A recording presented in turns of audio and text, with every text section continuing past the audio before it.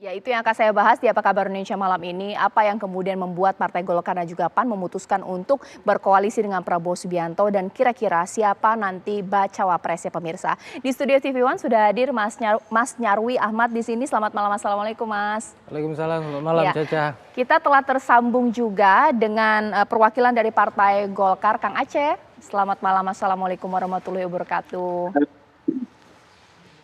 Waalaikumsalam warahmatullahi wabarakatuh, Mbak Caca. Ya, Mas Nyarwi, apa kabar? Baik. Sebelum Bung Aceh. saya ingin ke Mas Nyarwi, pastinya saya tanya kepada Partai Golkar yang hari ini jadi fokus perhatian masyarakat. Setelah proses yang cukup panjang, akhirnya diputuskan untuk gabung ke Pak Prabowo.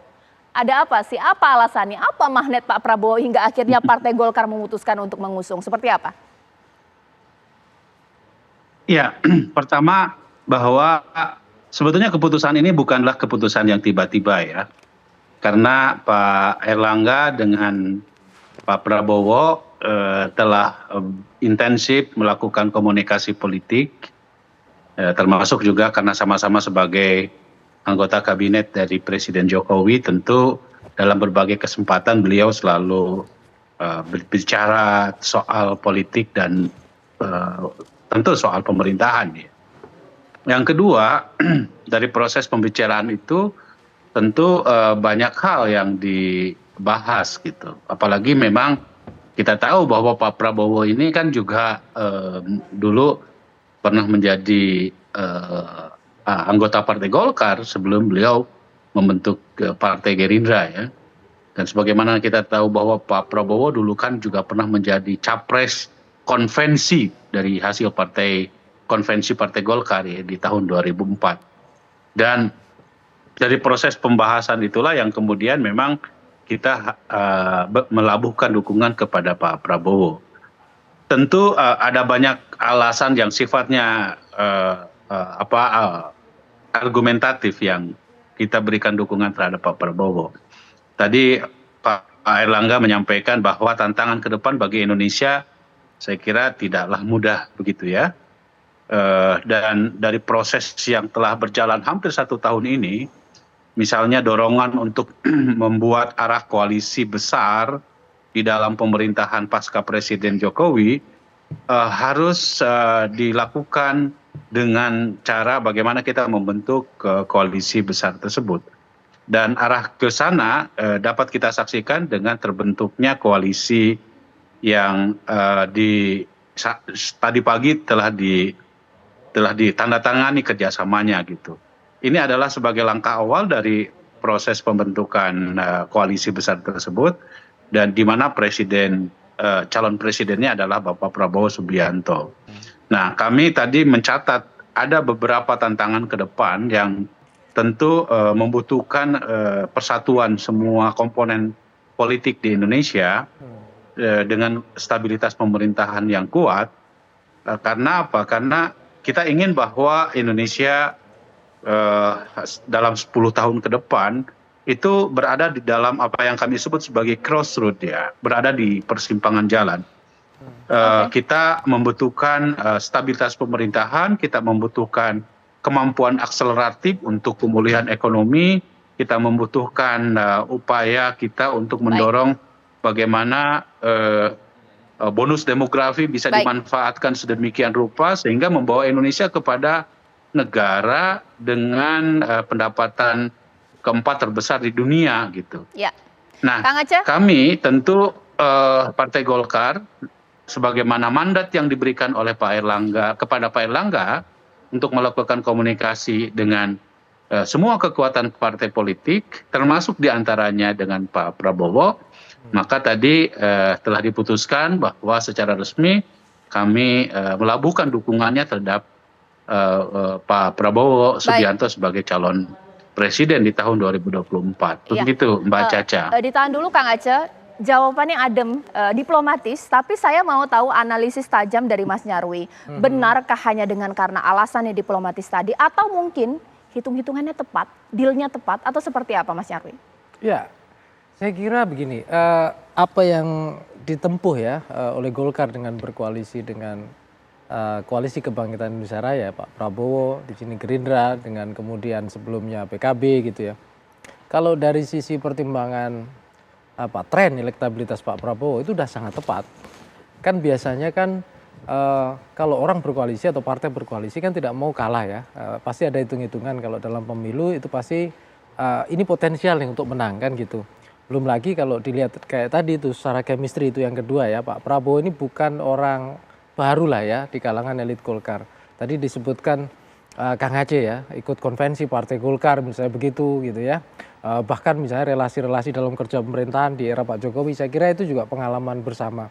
Kemudian yang ketiga juga saya kira dari sisi basis ideologi ya, antara Gerindra gitu, kemudian Golkar gitu, saya kira itu ini kan partai nasionalis tengah ya, orang sering mengkategorikan seperti itu. Jadi kecocokan itu banyak sekali ya, Caca ya. Jadi ini yang saya kira Golkar mengambil langkah yang sudah taktis. Cuma memang ya tentu koalisi ini sangat dibutuhkan ya. Seperti misalnya kalau kita lihat nanti tadi argumen-argumen disampaikan ya, tantangan Indonesia sebagai negara maju butuh blok ya.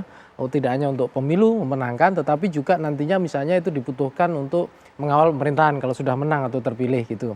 Nah, tetapi memang tentu saja ya ini pasti akan, dugaan saya ya Caca, akan ada guncangan-guncangan dikit lah. Khususnya kalau kita bicara bursa cawapres nih kan gitu. Apakah misalnya Cak Imin itu kan kalau kita lihat kan memang luar biasa ya dukungan PKB untuk Pak Prabowo. Nah, tentu saya kira juga tidak mudah, kader Golkar saya kira juga tentu akan berjuang juga supaya misalnya Pak Airlangga misalnya itu tetap masuk ke bursa cawapres ya. Belum lagi misalnya dengar-dengar kalau ada koalisi dari partai lain juga akan memperkuat bloknya misalnya dari Gerindra ini ya. Gerindra ya, misalnya contoh kita dengar PAN gitu ya. Dan PAN juga mengusung nama-nama yang sudah cukup populer seperti Pak Erick Thohir misalnya, yang kita tahu bahwa saya kira ini akan menjadi atau mewarnai ya dinamika koalisi di blok koalisi Gerindra bersama PKB dan ini tambah Golkar gitu. Mungkin namanya nanti bisa berubah lagi itu Caca ya, tidak hanya koalisi kebangsaan Indonesia Raya, mungkin koalisi karya kebangsaan Indonesia Raya tambah lagi ada nasional atau apa, bisa jadi itu misalnya begitu. Ya, nanti saat lagi pemirsa saya akan dapat tambahan narasumber mulai dari perwakilan dari PAN bahkan juga Gerindra, karena saat ini publik bertanya-tanya apa alasan PAN dan Golkar kemudian memutuskan untuk berlabuh kepada Pak Prabowo bukan kepada PDIP dukung Ganjar. Apakah jangan-jangan merasa lebih dihargai ketika bergabung kepada Pak Prabowo, padahal kemarin sempat Pak Airlangga bertemu Puan tapi belum Megawati. Sesaat lagi.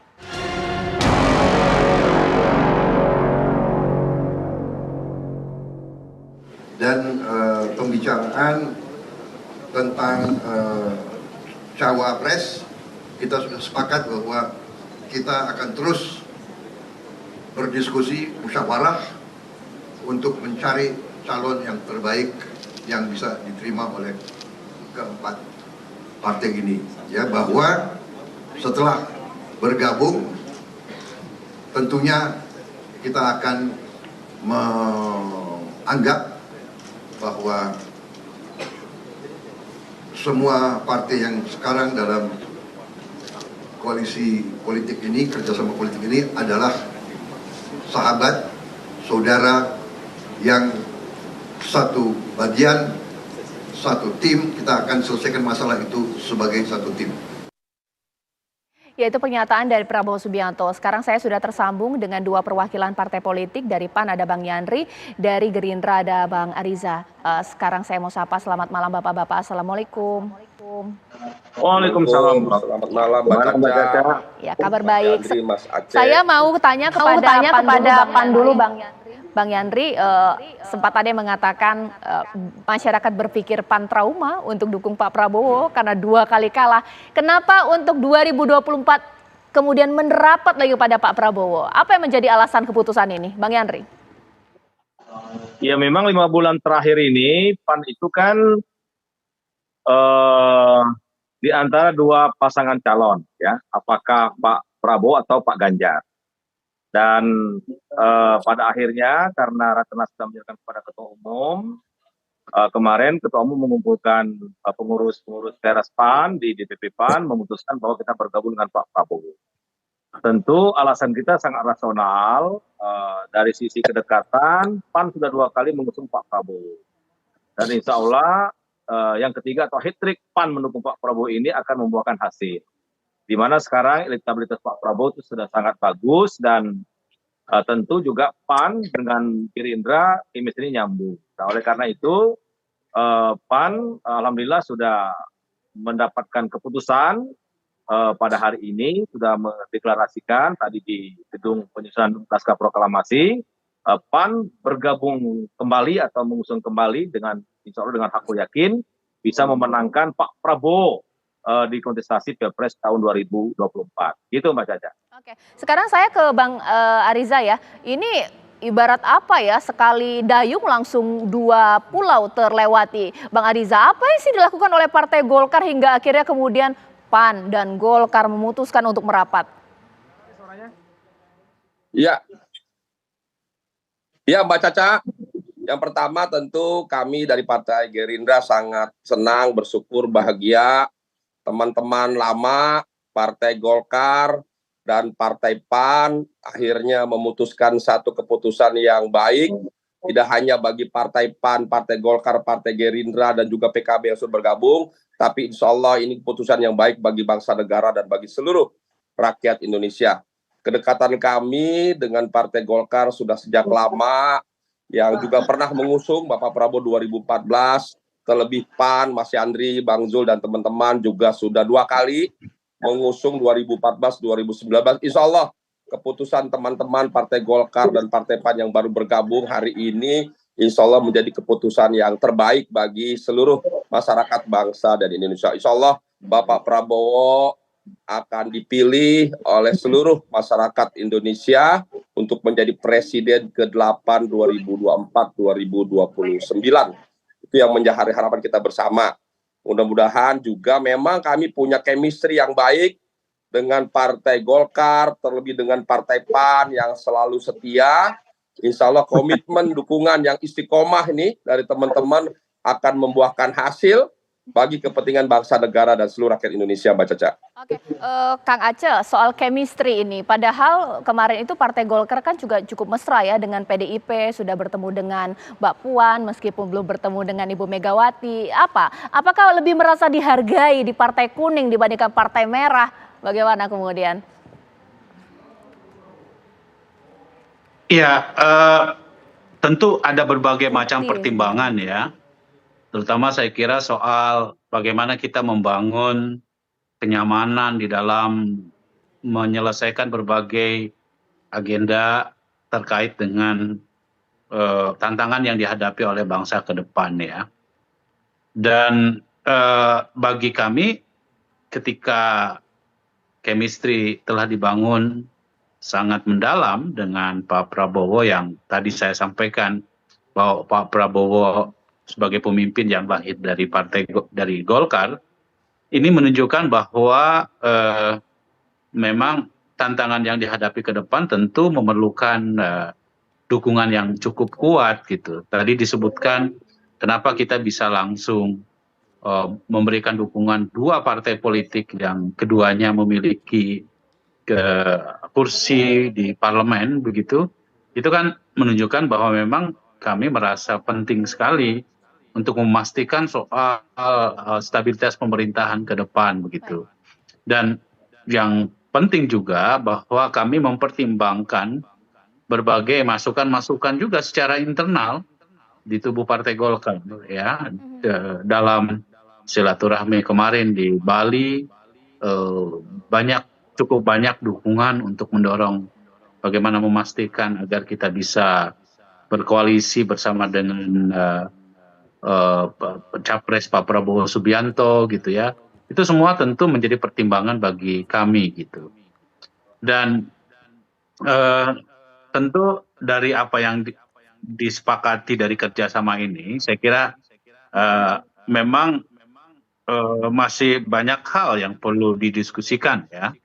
Terutama bagaimana kita bisa membangun satu pola kerjasama dari semua kekuatan partai politik. Tadi Pak Prabowo juga menyampaikan ya bahwa koalisi ini tentu masih terbuka bagi siapapun partai politik yang ingin bergabung. Ini menunjukkan bahwa memang kita ingin bahwa persatuan salah satu asas di dalam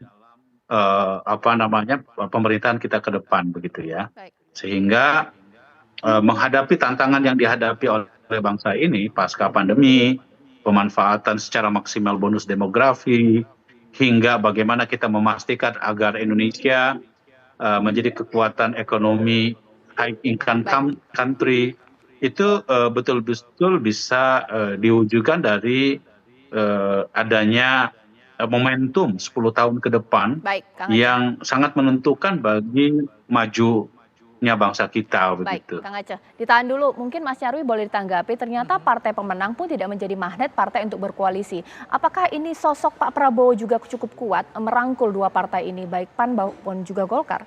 Saya kira itu variabel sangat menentukan ya, Caca ya. Karena di banyak diskusi soal capres, cawapres dan koalisi, itu salah satu hal yang paling menonjol itu kan elektabilitas capres. Ya. Dan kita tahu di banyak data survei ya, elektabilitas Pak Prabowo itu kan mengalami kenaikan ya. Ada yang mengatakan 36, bahkan ada yang menyebutkan 40-an seperti itu. Dan itu menjadi daya tarik tersendiri ya bagi partai-partai, saya kira dua partai ini, Golkar dan PAN, untuk bergabung. Nah ini juga saya lihat begini Caca, ini ada yang menarik ya. Keberhasilan Pak Prabowo dalam menjelang Pilpres ini saya kira sudah melangkah satu tahap ya. Satu tahap. Kalau orang kan seringkali membicarakan atau membahasnya itu mendiskusikan elektabilitas atau peluang elektabilitas capres. Nah ini dukungan koalisi juga harus kita hitung Caca. Kalau kemarin itu kan PKB ya bersama Gerindra ya kan, kalau dihitung kursi parlemen itu kan sekitar 23% ya dari total parlemen. Ini dengan PAN dan Golkar itu langsung melonjak kira-kira 46% ini dukungan blok kursi parlemen, dalam arti parliamentary sudah lewat ya. Tetapi begini, paling nggak lebih confident menurut saya ya dengan dukungan partai besar. Apalagi tadi misalnya ditekankan Pak Erlangga ya, saya baca sekilas juga, saya lihat itu aspek kekaryaan. Dan ini saya lihat partai-partai yang sebelumnya sudah punya pengalaman bersama Pak Jokowi juga. Baik. Ya dalam mengelola kekuasaan. Dan kita lihat kalau visinya adalah ke depannya misalnya pengen menjadi backbone partai koalisi, bukan hanya untuk menangkan tapi mengelola pemerintahan untuk menuju Indonesia yang hebat nantinya, misalnya 45 mendatang 2045, saya kira itu cita-cita yang membutuhkan dukungan politik yang solid. Cuma sekali lagi tentu ada dinamika ya, khususnya tadi itu otak-atik cawapres tadi itu. Nah, itu dia menarik. Nah, kalau alasan logisnya adalah mengenai faktor Pak Prabowo dan lain-lain, tapi alasan pragmatisnya jangan-jangan mereka mau bergabung karena sudah dijanjikan posisi bacawa pres sesaat lagi di Apa Kabar Indonesia Malam.